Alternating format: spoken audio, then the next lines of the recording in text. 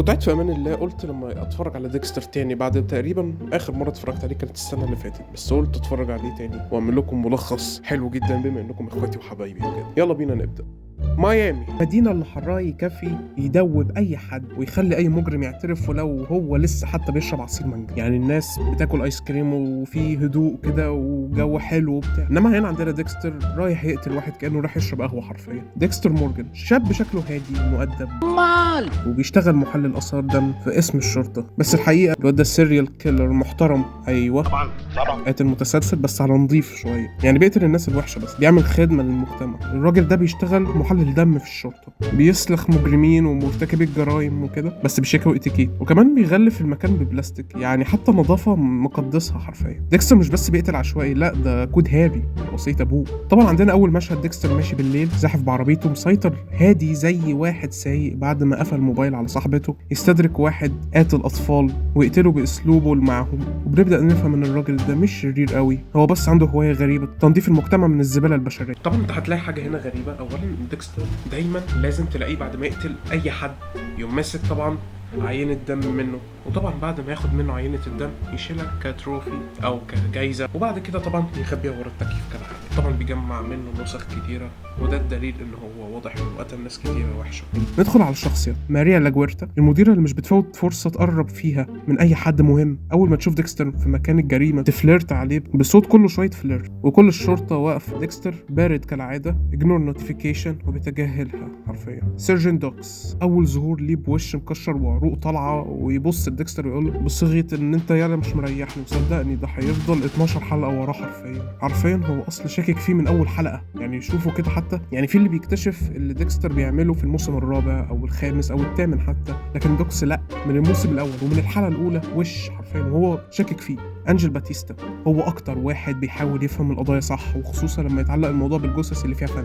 ديبرا مورجان اخت ديكستر بس في مود عايز اثبت نفسي باي طريقه، شغاله في الدعاره السريه فايس وحلمها تبقى في قسم القتل. ريتا اول ظهورها لطيف، سهله هاديه ضايعه من طليقها السادي اللي دمر نفسيتها، والاجمل ان علاقتها بديكستر مبنيه على الراحه والاتنين مبسوطين جدا. وطبعا جريمه الايس تراك كيلر، اول جثه بدون دم متقطعه بدقه كانها ليجو حرفيا، والشرطه كلها مذهوله والبوليس كله مستغرب حرفيا، وباتيستا ده شغل حد فنان. دوكس وانت يا ديكستر ليه مبسوط؟ ودي بدايه اللعبه. دوكس بيبقى ورا ديكستر في كل حته حرفيا، في كل حركه بيعملها زياده عن اللزوم، بيرفكت شايفه، وده يخليه يقول من اول يوم مش مرتاح له، وده هيتسبب في مشاكل كتير بعد كده. لاجورتا بتحاول تقرب من ديبرا بس مش وجه الله، لا، لكن هي شايفه ان ديبرا فيها بوتنشال، وبالتالي هتبقى نقطه وصول لحد اهم، الايس تراك كيلر. طبعا الايس تراك كيلر بيهزر تاني، يقعد يبعت في رسائل مبطنه لديكستر عن طريق اسلوب قتله، نفس الفن نفس الطريقه، والموضوع بقى شخصي.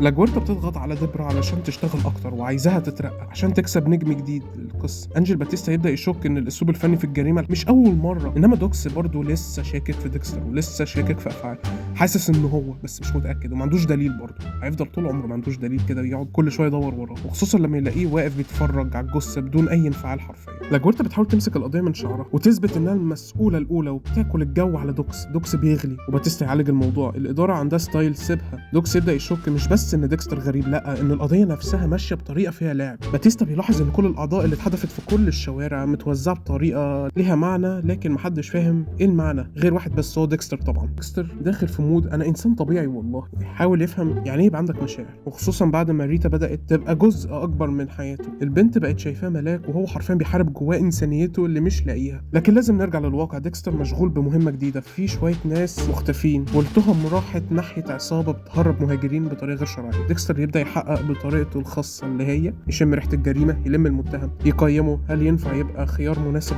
ريتا بقى عندها كارثه، جوزها السابق صاحب السوابق قرر يرجع يظهر في حياتها، ومش بس كده ده كمان طمعان في الاولاد. هنا بقى ركز بقى هنا معايا بقى، ديكستر هنا بقى بدا يحس بحاجه شبه الغيره، رغم ان هو اصلا يعني انت فاهم ما عندوش مشاعر اصلا، واصلا اكيد مش فاهم يعني ايه غيره، بس هو متضايق، وده بالنسبه له معنى يبدا يحقق ويمشي ورا دكتور نفسي سايكولوجي بيستخدم شغله عشان يموت الناس بدل ما يعالجهم.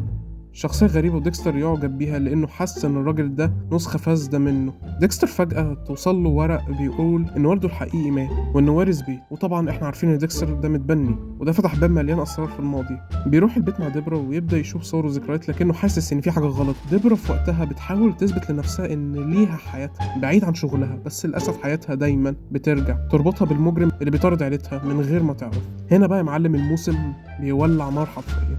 ديكستر يدخل مكان جريمة مليان دم وفجأة بيشوف دم كتير ويغمى عليه.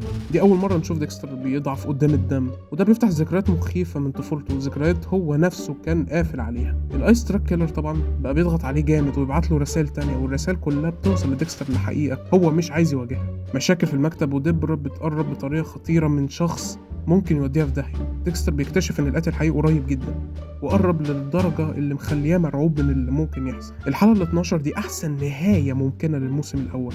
الايس تراك كيلر يظهر وكل حاجة تتكشف، سر ديكستر، طفولته، ليه بقى بالشكل ده، مين القاتل الحقيقي، وليه كان بيبعت لديكستر كل الرسائل دي. نهاية تمهد ان الموسم التاني هيكون نار.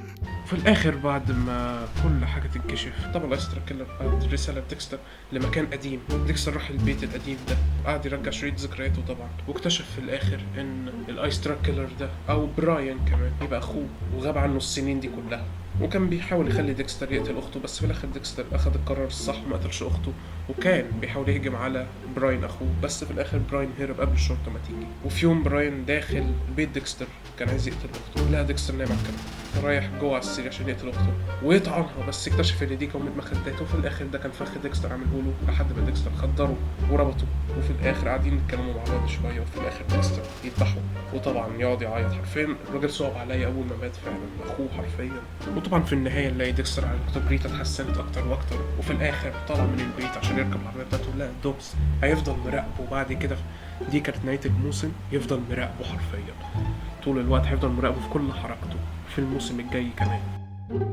دلوقتي عندنا الفرق ايه؟ دلوقتي الفرق ما بين ديكستر وايه الفرق ما بين براين؟ دلوقتي الفرق هنا واضح. ديكستر ماشي على قانون معين اللي هو كود هاري ابوه بتبني ان هو يقتل الناس اللي هي بتبقى ليها سجل اجرامي او الناس اللي هي بتبقى وحشه في المجتمع عموما، انما براين بيقتل اي حد، مش فارق معاه هو طيب ولا شرير ولا بتاع. بس ديكستر لقى اللي يرشده، انما براين ما لقاش حد يرشده، لان طبعا ديكستر هاري اتبناه، انما براين نفسه راح دار ايتام، فطبيعي لقى تنمر ولقى مواقف سلبيه كتيره خلته يقتل اي حد اصلا مهما كان. لو عجبتك الحلقه ما تنساش تشترك وتعمل لايك وشير لاصحابك فضلا يعني.